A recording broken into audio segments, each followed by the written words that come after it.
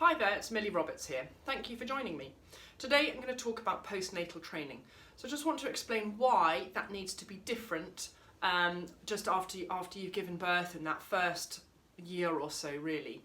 So regardless of your type of delivery, your body grew a human being inside of it. So that changed the structure of the pelvic floor, it changed the structure of your abdominal wall, it changed everything inside with your organs and everything like that, where your uterus grew to make room for your growing baby. So again, regardless of the delivery, that happened. So coming on after birth, the pelvic floor is weak, the abdominal wall is weak, because both of those things were stretched. So this is why it needs to be really different.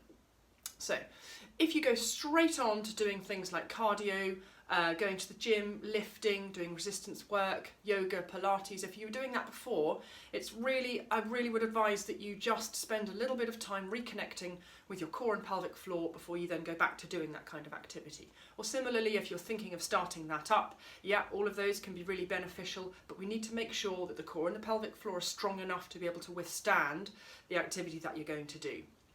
So in postnatal training, the first thing we do is just connect to the core, the abdominal wall, and the pelvic floor.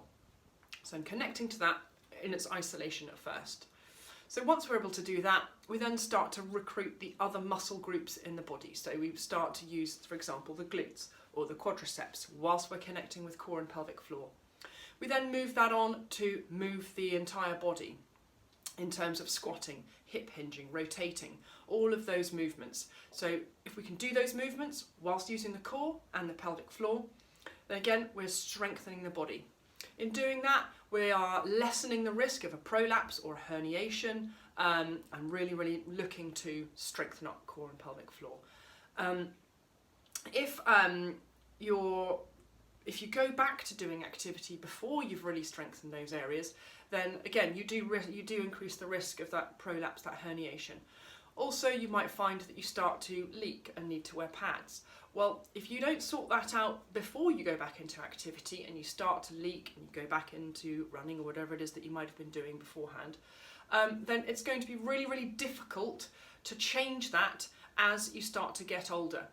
Okay, so I would really advise that you nip that in the bud first up and then go back to what it is that you were doing beforehand. So if you have any other questions, please feel free to get in touch. I'd be more than happy to answer you. Otherwise, there'll be classes running in September, also one-to-ones, where we really take a bit of a dive into just getting core and pelvic floor really functioning before you then go on to start to do other activity. Thanks very much for listening, and I hope to see you soon.